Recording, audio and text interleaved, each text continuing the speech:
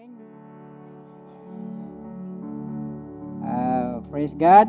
Thank you for the music team for that leading us to the powerful worship.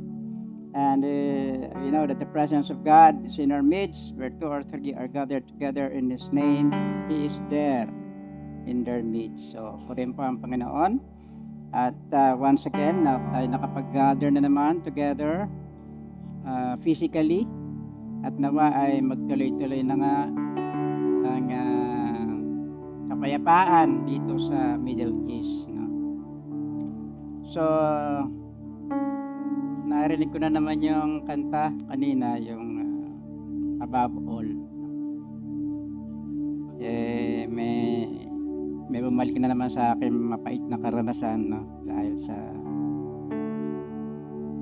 Dahil nung ako'y nalulung pa sa karera ng kabayo, ang nagpahirap sa akin ay si Above All. No? Naubos yung pera ko dun sa kabayong yan. No? Kasi nung panahon na yon, many years back, ang dalawang santo na kilala ko lang, Santa Ana at saka si San Lazaro. Pero ng Panginoon, at ako po ay natauhan. No? At nakakilala sa Panginoon. At ang tunay na above all pala ay walang iba kundi ang Panginoong Heso Kristo. So, tayo pinadako na sa ating teksto sa umagang ito, sa ating mensahe sa umagang ito, ay matatagpuan natin sa Luke chapter 23 mula 38 hanggang 43. NIV version. There was a written notice above him which read, "This is the King of the Jews." One of the criminals who hung there hurled insults at him. "Aren't you the Messiah? Save yourself and us." But the other criminal rebuked him. "Don't you fear God," he said. "Since you are under the same sentence, we are punished justly, for we are getting what our deeds deserve. But this man has done nothing wrong." Then he said to Jesus, "Jesus, remember me when you come into your kingdom." And Jesus answered him, "Truly I tell you, today you will be with me in paradise." So tayo po ay ismandaling yumuko, humingi ng gabay sa Panginoon. Maraming Diyos, sa pangalan po ng aming Panginoong Yesus, sa gabay ng Banal na Espiritu, salamat po sa mensahe mong inihanda sa amin sa magang ito, na ito yung ikalawang winika mo na ikaw po nakabayubay sa krus ng Kalbaryo more than 2,000 years ago, O Lord, upang kami tubusin at bayaran ang aming mga kasalanan, upang kami magkaroon ng pagkakataon na ma-reconcile sa Diyos Ama, O God. Salamat po, Panginoon. We will be forever grateful to what you have done, Lord. To your great sacrifice, Lord, for each and every one of us. At nawa, Panginoon, ang mensaheng ito ay patuloy na magbigay sa amin ng aral, O Lord. Magbigay sa amin ng inspirasyon, Panginoon. At ito rin, Panginoon, ay magagamit mo may bahagi sa iba't ibang mga kaibigan, kailala namin na nangangailangan po ng kaligtasan, O Lord. Salamat po sa tagumpay ng iyong mensahe sa umagang ito, Panginoon, sa namin, Ama. Muli binibigay ang lahat ng papuri pa sa salamat at karangalan sa pangalan po ng aming Panginoong Hesus. Lahat tayo magsabi ng Amen. So, ang title po ng ating text sa umagang ito ay, "It is never too late."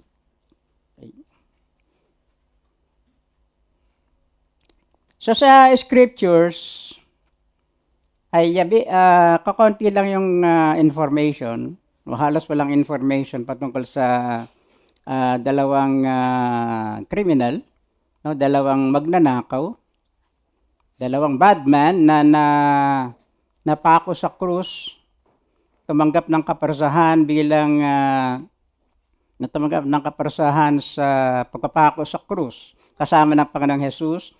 So, the other one is in the left and the other one is in the right.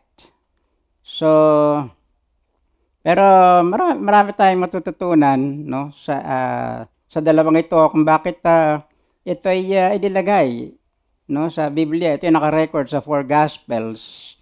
At napaka-importante ng account na ito dahil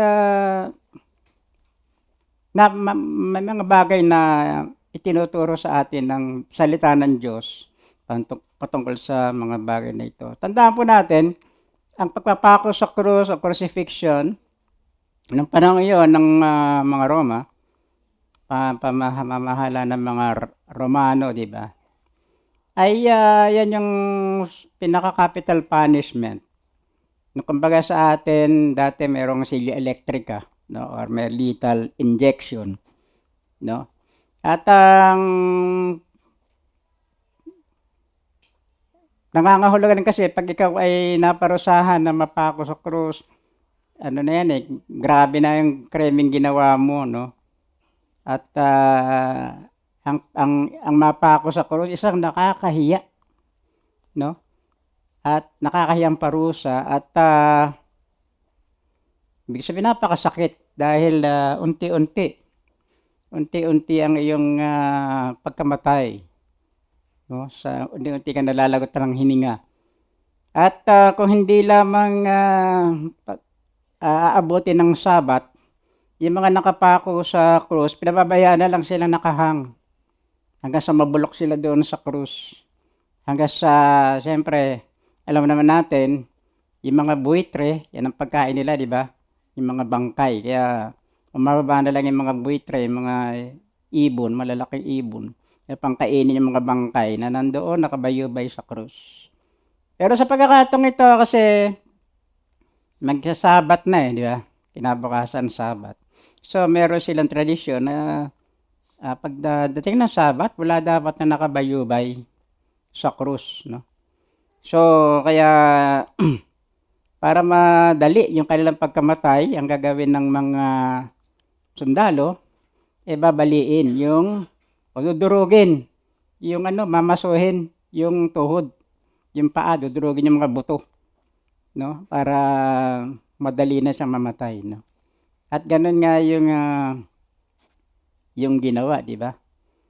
Pero pagdating sa Panginoong Hesus, nung mamasuhin na yung kanyang mga tuhod, mga buto, nakita ng soldier, ay, patay na to, di ba? So, hindi na siya, hindi na pinalo yung niya. At yun ay nakasulat sa Biblia, not one of his bone was broken, no? So masakit, no? Napakasakit, nakakahiyang kamatayan ito. So, hindi nga pinangalanan ang dalawang ito sa Biblia. Pero sa tradisyon, kung alam niyo yung pasyon, no? Alam niyo yung pasyon? Kumakanta pag mahal na araw. Diba? Nang si Judas ay madulas, diba?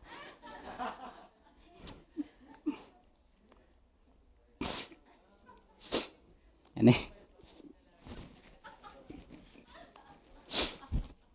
Di, may minsan kahit mga lasenggo, di ba? Pupunta na kasi may libreng kain dun May merienda, lahat, di ba? Kakanta ka lang doon sa pasyo. So, pinangalanan nila itong dalawang ito na yung impenitentiff ay si, pangalanan din natin para mas maganda yung penitentiff ay si, pangalan, Dimas, yung penitent, ha? Yung bad thief, yung hindi nagrepent, ay si Hestas, di ba? Actually, trio yan yung kasama ni Hestas, di ba? Si Judas, Barabas, Hestas, yan. Kaya kasama yan. So, yung sa ibang account, sa Matthew at saka sa Mark, pareho sila Sa umpisa, pareho sila, they are hurling insults. No? Iniinsulto nila ang Panginoong Jesus. Kasabay ng maraming tao na nasabing, sinasabi mo ikaw tagapagligtas. Iligtas mo ang sarili mo. Diba? Sabi rin itong dalawang ito sa una, Iligtas mo sarili mo, iligtas mo rin kami kung ikaw nga ang tagapagligtas. No? Pero later on, nagbago yung tono ng isa. Sabi si Dimas, nagbago yung kanyang tono. So ano kaya ang naging dahilan? Bakit nagbago yung kanyang tono? Actually, itong dalawang ito, yung si Dimas at saka si Hestas, ano sila sumasalamin sila sa kalalagayan ng puso ng mga tao sa panahong ito. Kasi pag sa kanila encounter sa Panginoong Jesus, silang dalawa, ano yan dalawa lang ang pwedeng nilang gawin. Either tanggapin yung sacrifice ng Panginoong Jesus, believe on Him as Lord, or reject Him totally, no?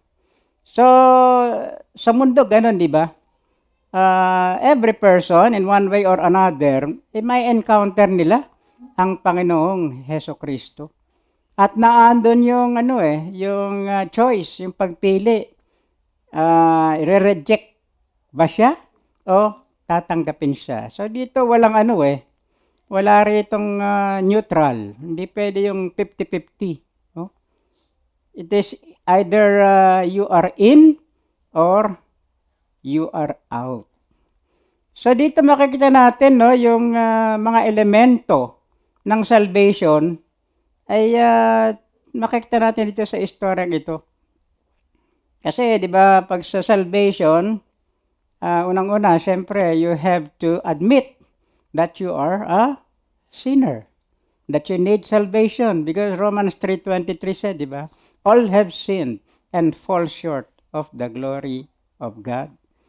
And then dapat mo ring aminin na ang kabayaran ng iyong mga ginawa ay kamatayan, no? Pagkapahamak sa impyerno. Dahil lang sabi rin ng Romans 6:23, 'di ba? For the wages of sin is death. So andun yung elemento ng salvation, at matapos mong aminin yun, syempre you will repent and then you turn to the Lord Jesus Christ and believe on Him as your Lord and Savior. Na yung inaari mong sa biyaya ka lang naligtas sa kanyang habag, hindi sa iyong gawa o sa anumang iyong mabuting ginawa. So, ayun ba, you have been saved by grace through faith. So, nandun yung nandun yung elemento ng salvation. Not by any works. So, itong dalawang ito, matindi yung kanilang kasalanan kasi they were punished to die on the cross. So, itong dalawang ito can be translated, yung term na ginamit sa Biblia, they can be translated as thieves, robbers, criminals, malefactors, revolutionaries, or rebels. So, kung sila ngay mga thieves, mga magnanakaw. So, ang pinakadakilang magnanakaw na nabuhay sa balat ng mundo ay walang iba kundi itong penitent thief, si Dimas, no? Kasi sa huling sandali, pati ba naman yung eternal life, nasikwat pa niya. O, di ba? Ganong katindi yun. Sa huling sandali ng kanyang buhay. Na he did not do anything good. Sa buong buhay niya, wala siyang ginawa. Maaari kundi kasamaan, di ba? Panlalamang sa kapwa. Maaari nakapatay pa siya ng mga tao dahil sa kanyang pang-hold up, ang pagnanakaw, di ba? So, tapos pag bandang huli, ay ang ginawa lang niya na pinaka-importanteng desisyon na ginawa niya sa kanyang buhay ay kilalanin ang Panginoong Heso Kristo without doing anything. Kaya nga, it's never too late. Habang may buhay, may pagbangon.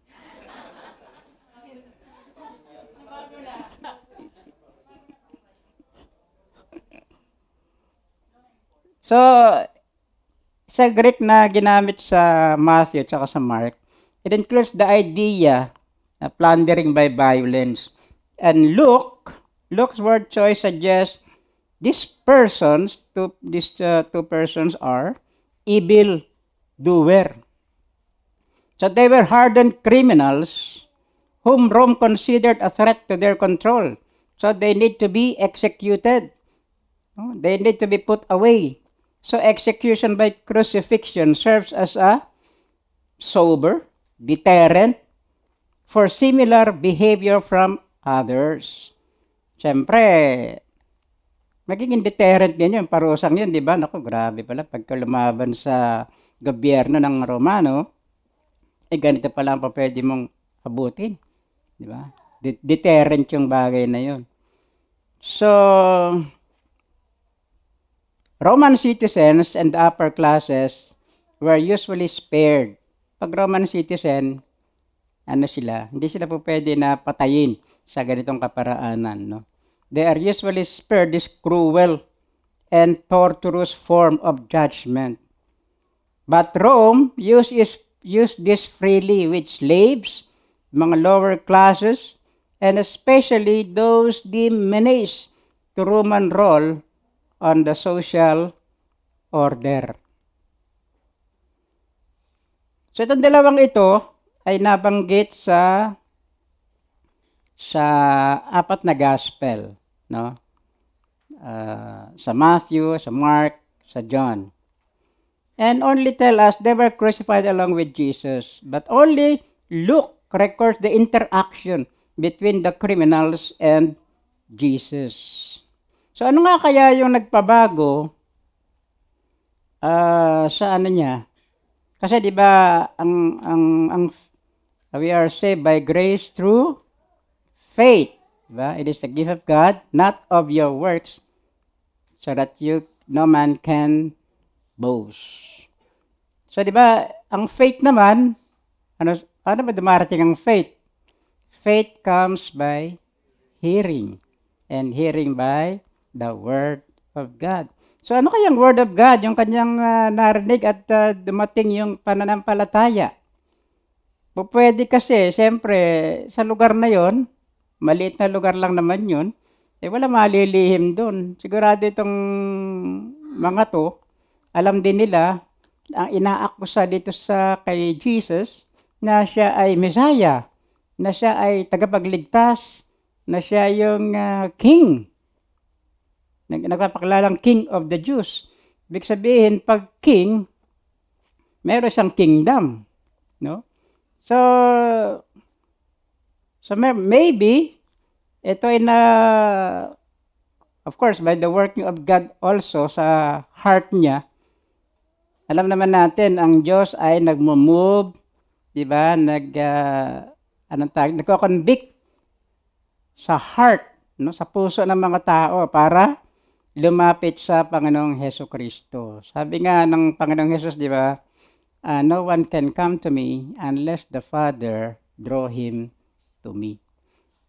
And also by the conviction of the Holy Spirit. So lahat ng tao, inuudyo ka ng banal na Espiritu na lumapit sa Panginoong Hesukristo. So sa atin, bakit tayo nakakilala sa Panginoon? Kasi we respond yung impression sa atin ng banal na Espiritu. We can reject it, pero some of us, no, responded positively, di ba? So tayo, di ba, iba't ibang kaparaanan paano tayo nakakilala sa Panginoon, di ba? Iba-ibang way. Merong dramatic, meron namang hindi naman, simple lang, no? Kasi yung iba, kaya lumapit sa Panginoon dahil sa matinding problema nila. Wala na sila matakbuhan. So, yung iba naman ay lumapit sa Panginoon dahil merong sa kanila. Alam niyo yun, may nakulit, may nagkulit. No? Yung makulit, yung tanggi ka ng tanggi. No? Sama ka sa akin, di ba? Attend ka na. Tama ka sa church, di ba? Ayaw mo. Hindi, sa kanila.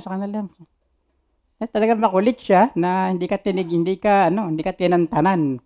Hanggang sa na inis ka na, sumama ka na rin dahil friend mo naman siya.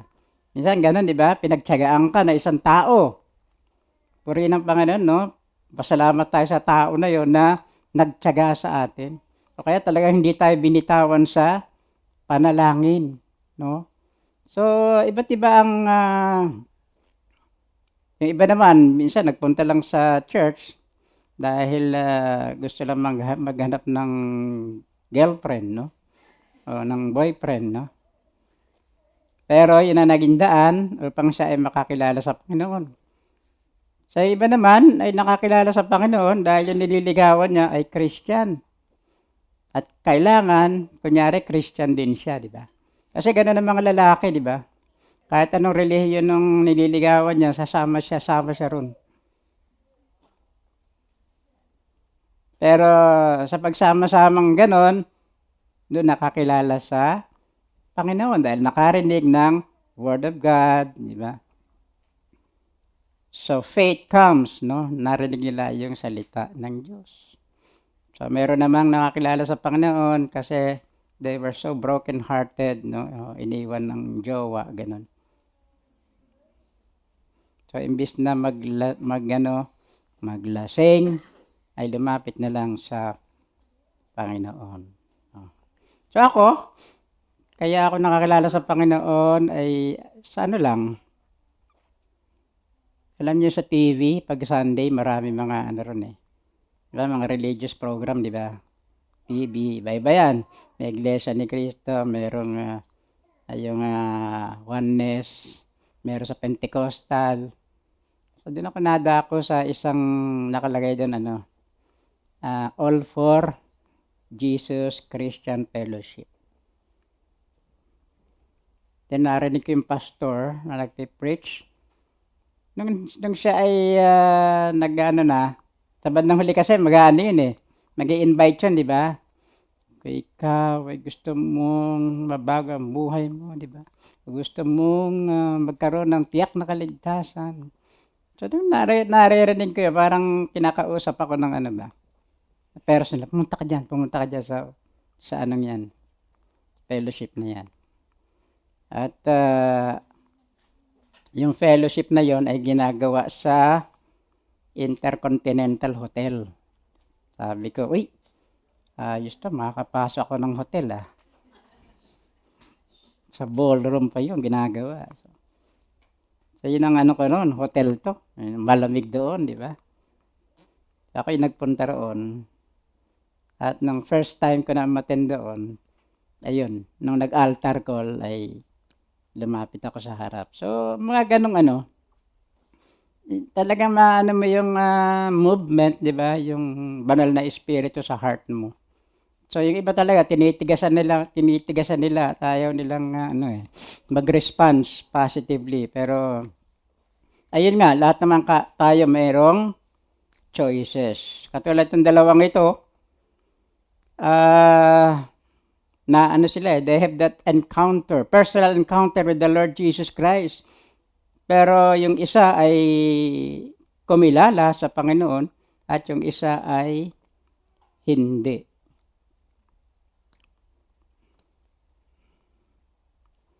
So by law, Demas and Hestus deserve their fate. No? Their sin earned them both brutal physical death and eternal spiritual penalty.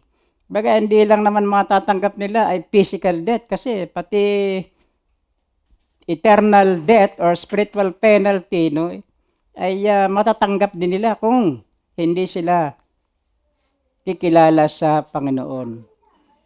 Of course, they deserve this. And Jesus did not deserve the penalty they received, but He hung in their midst, just as the prophet Isaiah foretold, just as the Father purpose. Ang sabi sa Isaiah 53 verse 12. Therefore I will divide him a portion with the many, and he shall divide the spoil with the strong, because he poured out his soul to death, and he was numbered with the transgressors. Yet he bore the sin of many and makes intercession for transgressors. So, dito pa lang, no, sa Isaiah, sabihin natin 700 years before na yung actual crucifixion, ay pinrophesy na rito, di ba? That he was numbered with the transgressors. So, naka-prophecy na yon. Kaya, yung dalawang yon ay nandoon, no? Sa pagkakataong iyon ay pinrophesy na ng napakatagal na panahon, no, ng Panginoon Diyos natin. So they were violent men. Of course, all their lives, maybe ang buhay lang nila to steal, to kill, and to destroy. Their lives furthered Satan's purposes. In contrast, Jesus came to provide full and abundant life of those who would receive it.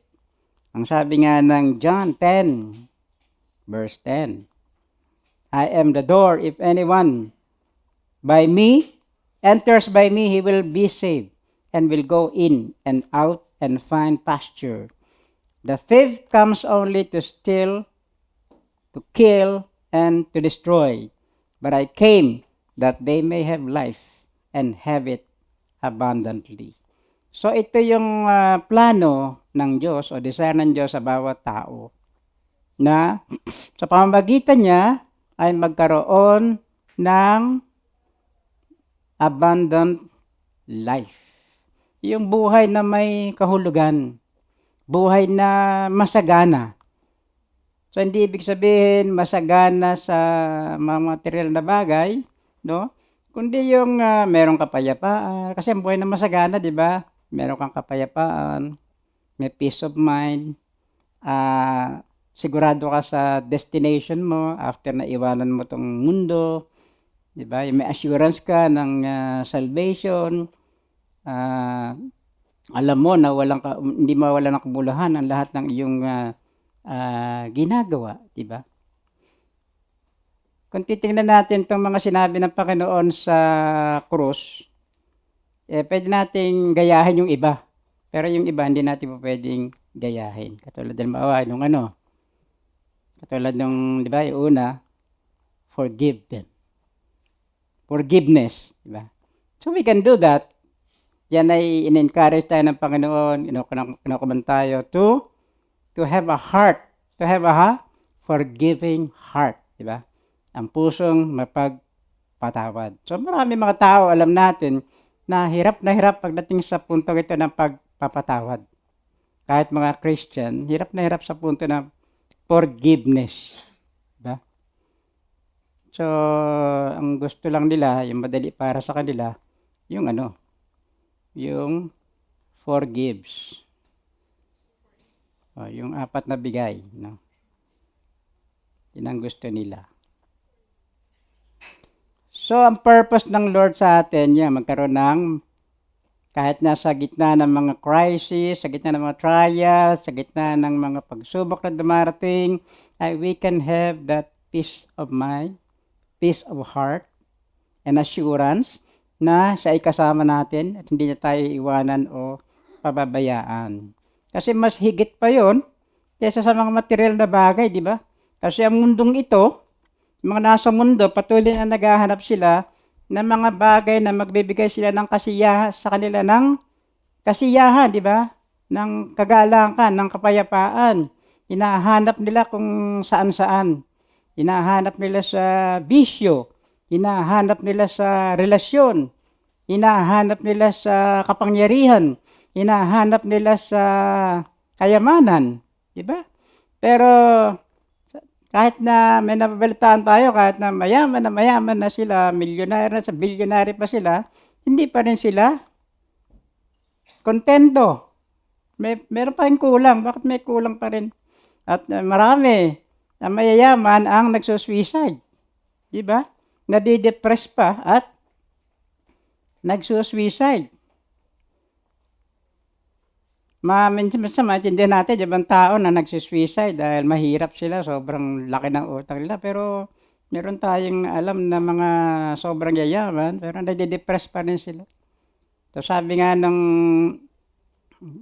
sino ba yung kumanta, yung malaking banda, yung U12 ba yun? Na ano yun?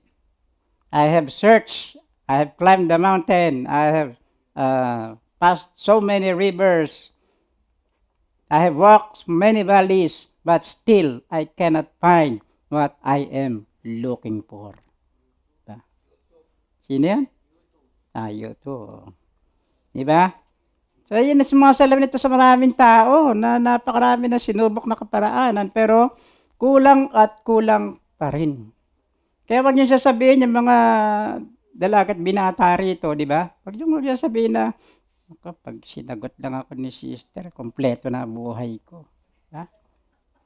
Hindi totoo yun. Dahil hindi siya ang kukumpleto ng buhay mo. Ang Panginoong Hesus lamang ang pwedeng kumpleto ng buhay ng isang tao. Alam niyo kung bakit? Kasi nung nagkasala sila Adan at Eva, di ba nahiwalay sila ng relasyon sa Diyos, nahiya na sila sa Diyos, di ba? So, doon sa heart nila ay merong nawala. Nagkaroon ng vacuum. Kung baka itong vacuum na to is God-shaped, na ang pwede naman magpuno nito ay ang Diyos mismo.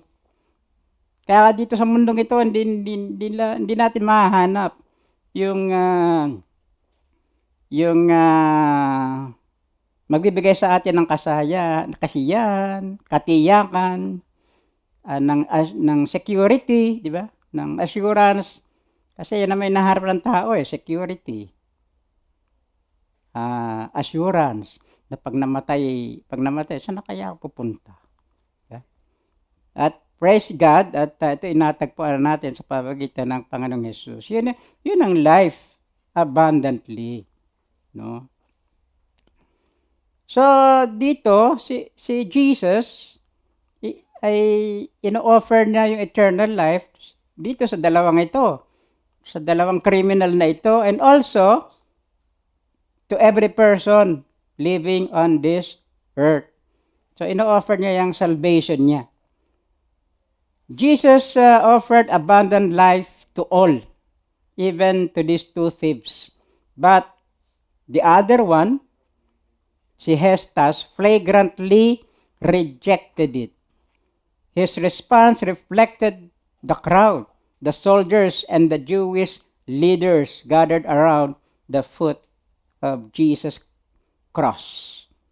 So, pwede kasi itong si Demas, di ba, narinig nga niya patungkol sa Panginoon at is Messiah, pinapakilala niya sa niya sa tagapagligtas, Savior, and King.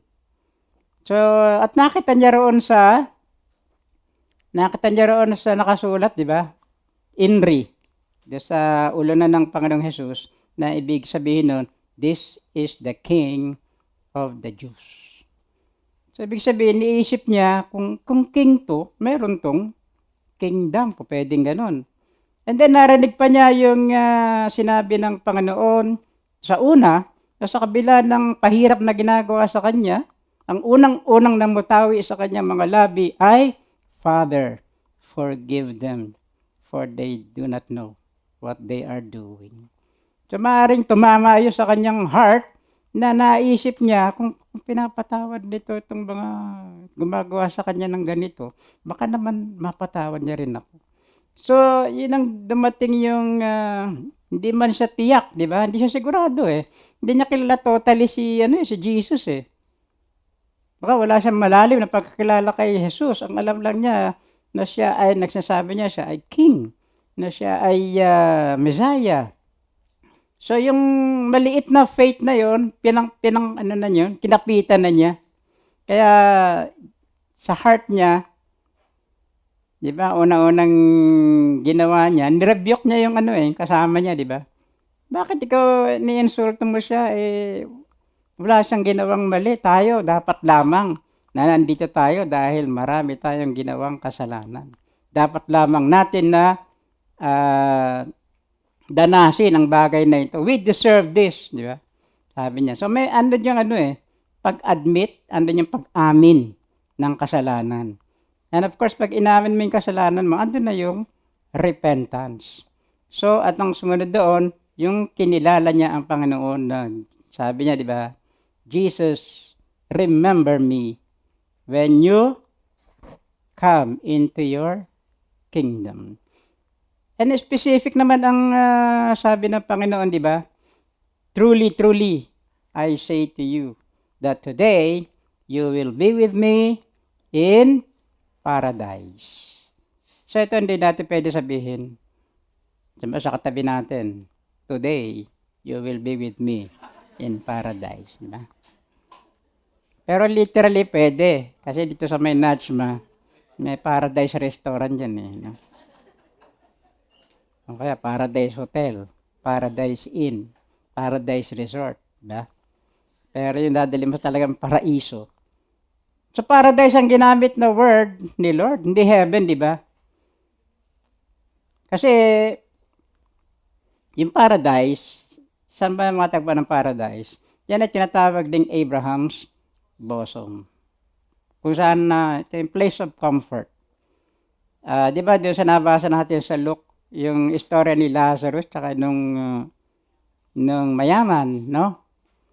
So, yung mayaman napunta roon sa place of torture, torment, pero si Lazarus napunta sa, he is being comforted in Abraham's bosom. Paradise, yun ang paradise. Kasi ang lahat ng namatay na tao na mananampalataya bago makompleto yung sacrifice ng Panginoong Hesus, na bago niya mapagbayaran ang kasalanan ng mundo, doon muna sila pupunta sa paraiso, sa paradise. Hindi purgatory yun, sa paraiso, sa paradise.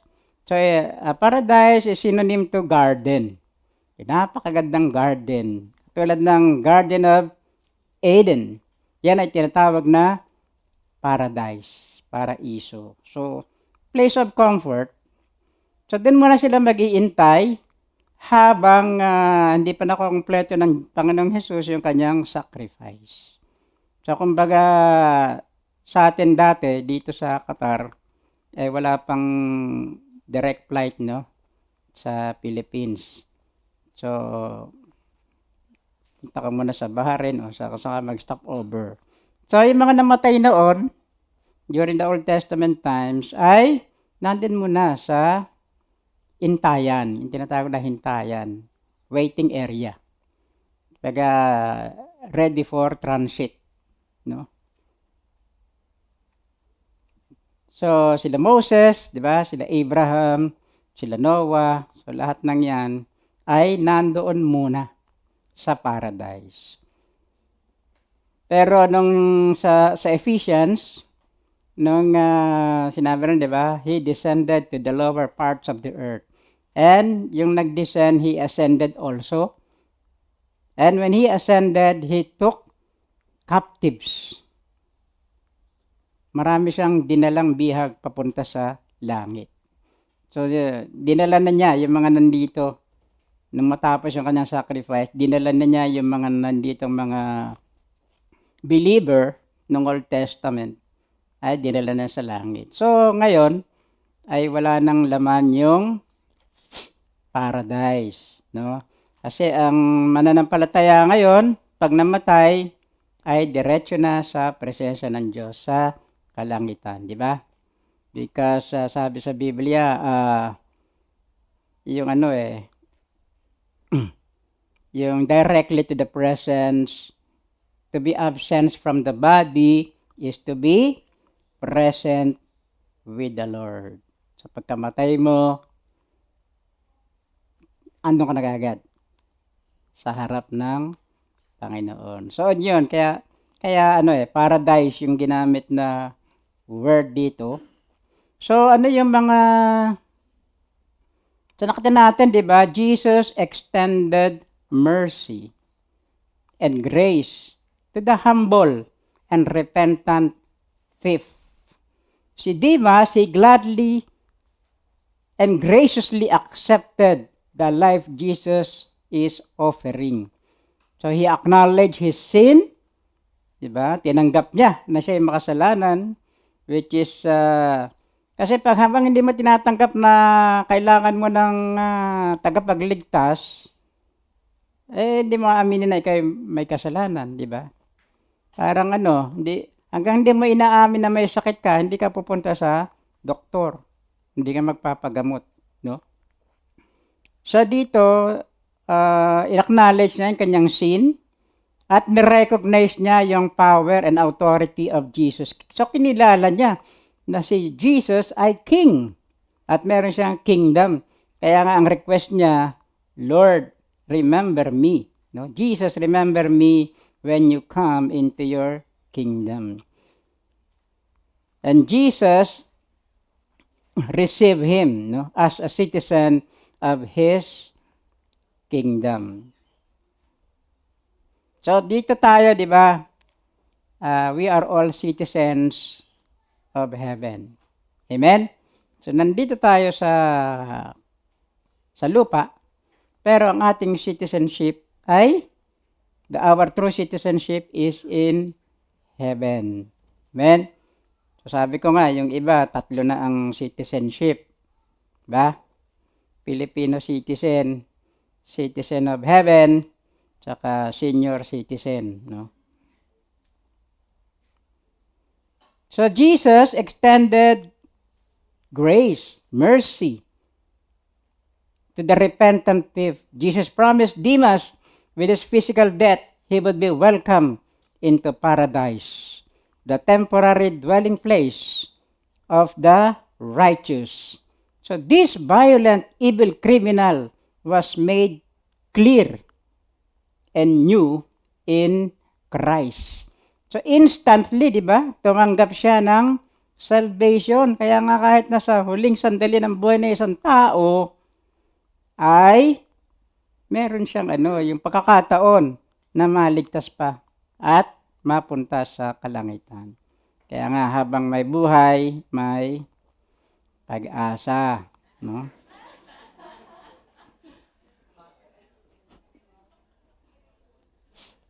So, actually, so we will start now with the message, no? So, mabilis lang to, mga 7 minutes. So, 6 lessons to learn from the crucified thieves. Okay? We all deserve eternal death. Hindi lamang itong sila Demas at Hestas ang deserve ng eternal death. Pero tayo rin, ang bawat tao na buhay sa mundong ito ay hiwalay sa relasyon sa Diyos, and we all deserve eternal punishment. No? Dahil sabi ng Biblia, di ba? Romans 3:10, none is righteous, no, not one. No one understands. No one seeks God. So no one is righteous. No matter how society judges the severity of our sin compared to the holiness of God, we are, katulad ng dalawang ito, violent, hardened criminal.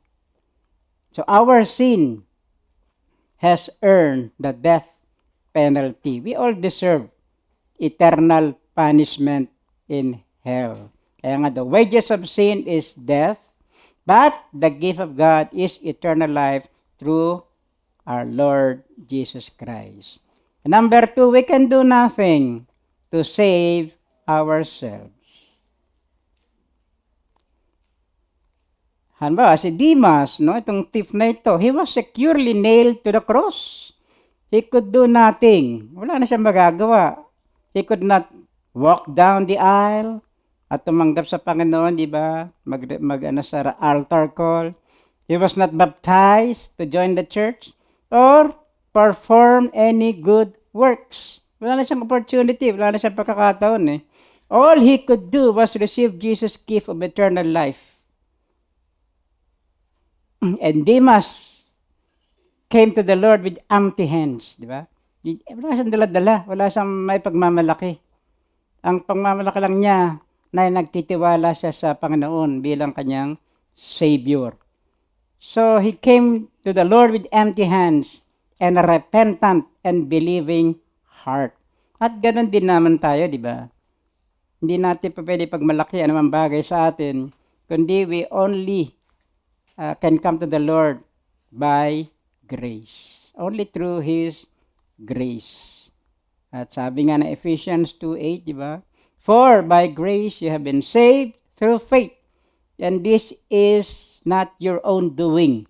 It is the gift of God, not a result of work, so that no one may boast. Yung good works, it will follow. Automatic, it will follow kung talagang isang tao ay talagang kumilala sa Panginoon. Bunga. Ibig sabihin yung paggawa ng mga mabuting bagay, pagsunod sa Panginoon, ito ay bunga na lang ng pananampalataya. So, hindi yun ang dahilan ng kaligtasan, kundi ito ay byproduct ng pananampalataya. Number 3, Jesus died for every sinner. The two criminals represent the worst of humanity. This evil man violently took what they wanted. No one, no matter how grievous their sin, is beyond the grace of Jesus. Diba? Walang matitinding kasalanan. Ito ba pwede mga murderer to no? Marami itong mga inanong tao, inagrabyanong tao, maraming sinirang buhay, no? So, kumbaga, kahit na gano'n sila, katindi ang kasalanan nila, they are not beyond the grace of Jesus. Kahit sa sino pang pinakamasamang tao na nabuhay dito sa mundo, sabi natin, kahit na si Hitler, no? He is not beyond the grace of Jesus. Kaya lang, problema ay hindi siya sumurrender sa Panginoon, no? So, he willingly suffered the most brutal death so he could cover the most heinous of sins. God demonstrated His own love for us, that while we were still sinners, Christ died for us. Romans 5:8. Number 4, only Jesus can save. So this Hestas is mockingly asked Jesus to prove His kingship by saving Himself and them. So Jesus, padali naman gawin ng Panginoon nyo kung gusto niya, di ba? Jesus could have easily summoned so many angels to come to His aid, but He did not do it. He did not save Himself. Kasi pag sinave niya yung sarili niya, humanity would never have the hope for eternity. Only by staying on the cross could Jesus provide salvation. He was the perfect substitute sacrifice. His death paid out our sin. So sabi nga, He paid it all. That's why Jesus is the only way to salvation. No other way. There's no other name for salvation. At sabi nga ng Acts, di ba? 4:12. And there is salvation in no one else, for there is no other name under heaven given among men by which man must be saved. Acts 4:12. Number 5, hindi pa pwede ang neutral. Neutrality is not an option. There are only two eternal destinations: life with Jesus in heaven or eternal judgment in hell. So habang tayo nabubuhay, we can choose. Saan natin, pag tayo, di ba, magpaplano tayo magbakasyon, pinaplano natin yan So kaya ka makapagbakasyon sa US, sa New Zealand, sa Germany, o di ba, Australia, no? Pinipili mo So ganun din dito, no, sa eternal life, eternal destination, pwede tayo mamili. Saan mo gustong mabuhay ng pagpasalangan, sa langit o sa impyerno? Wala namang gitna di ba? So dalawa lang 'yon. Siyempre sabihin mo, ayoko sa impyerno. Ayaw mo sa impyerno. So ayaw mo naman kumilala sa Panginoon. So Alam niyo ang tao, 'di ba, hindi sila mapupunta sa impyerno dahil sila ay makasalanan. Ang mapupunta sila sa impyerno kasi they rejected the offer of the Lord Jesus Christ. 'Yun ang ano roon. 'Yun ang totoo roon. Sabi nga ng Biblia, 'di ba? Judgment has come to the world because they did not believe in the Lord Jesus Christ. So, pwede natin piliin life in Jesus in heaven or eternal punishment in hell. Pero yung mga pilosopo, ay, mayaman naman kami, no? Kami pupunta sa impyerno, papalagan na lang namin ng aircon, no? Diba? Ang problema, mga korap yung, kinurakot yung paggawa ng aircon. Di rin nagkaroon ng aircon. Mga pilosopo ba? So, ginagawa nilang biro-biro itong bagay na ito, na eternal destination. Para si Miriam Santiago nun, tinanong siya, kasi sabi niya, hindi siya naniniwala sa hell. Sa heaven, naniniwala siya, pero sa hell, hindi raw siya naniniwala, wala raw hell. No, sabi niya. Nung tinanong siya ng mga reporter, Senador, anong sasabi niyo sa mga bumabati ko sa inyo? Sagot niya, they can go to hell. Ala ko ba? So, we cannot sit on the fence. No? Mag-iintay lang tayo. Failing to choose Jesus is choosing to reject Him. Everyone will choose, and that choice directs our eternity. So, nakasalalay, no, sa ating pagpili kung saan natin gustong manatili magpasawalang hanggan after our life here on earth. The humble thief, si Demas, he chose Jesus and life. At sa bandang huli, sa huling sandali ng kanyang buhay, ay nasikwat niya yung eternal life. But, actually, yung isang thief, si Hestas, pwede na siyang narinig niya, di ba? Narinig niya, today, you will be with me in paradise. So, pwede na, ba't siya lang? Sama mo naman dyan, Lord. No? Wala, hindi siya nagganon Nagpatuloy pa rin siya ng pag-aalipusta sa Panginoon. And he rejected Jesus, just choosing eternal condemnation.